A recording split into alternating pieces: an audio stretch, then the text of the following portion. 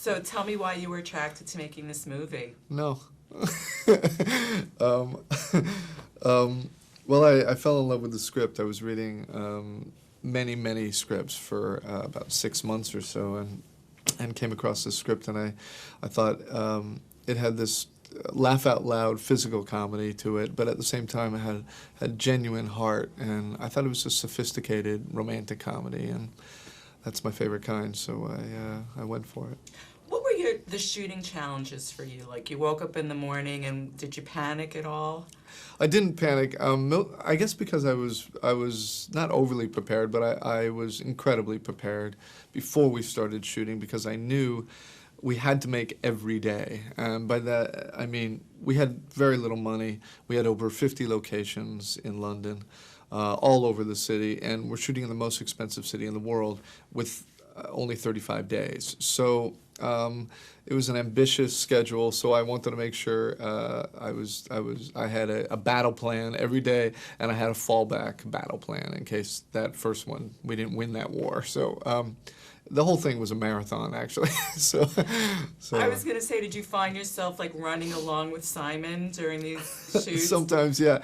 I don't like sitting, so you'll never see me sitting on a set. I'll usually be I'll usually be running with him, or I'll be just right on top of the action, and I like working that way. And I think it also, at least for a comedy, keeps the whole set energized, keeps the actors energized, and the mood, the tone on set really fun and light and energetic, which is important for a comedy. So. And talking about the difference between British and American comedy, did you find that there was difference?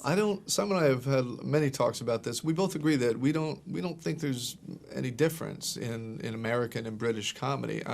We both find the same things funny. Of course, there are different cultural references and different vernacular and the language, of course. But no, I mean, one of the reasons I grew up on a lot of British film comedies like Monty Python and Benny Hill and Fawlty Towers and things like that. So I don't know. I don't think there's much difference. So.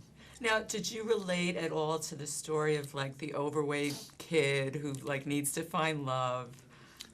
Yeah, I think what I related to was really a person who wanted to make himself better.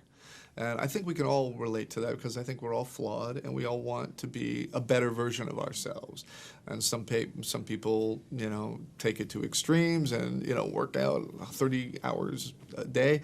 And others just learn to accept their weaknesses or their flaws. And, so basically I really identified with a character who wanted to make himself better. And I think I'm really moved by that, especially when they succeed.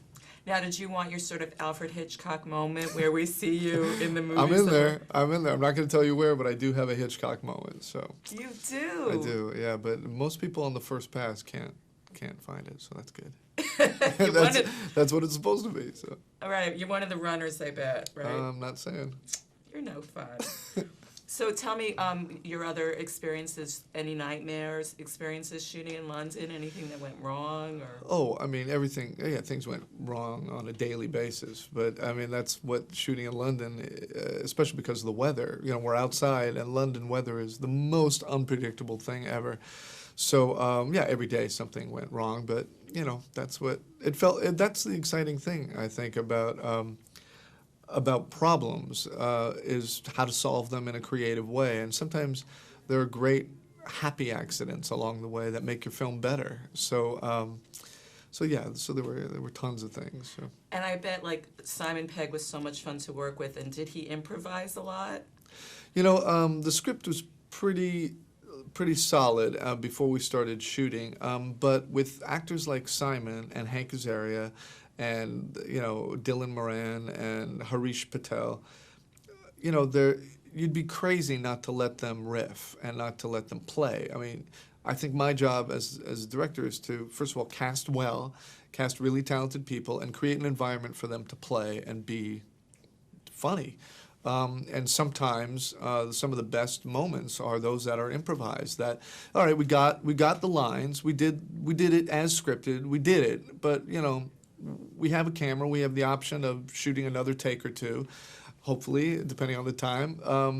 And so let's try something else. Let's play, and that's where frequently you get your gold. And so yeah, I let them improvise. I love the Olympian reference there. Get their gold.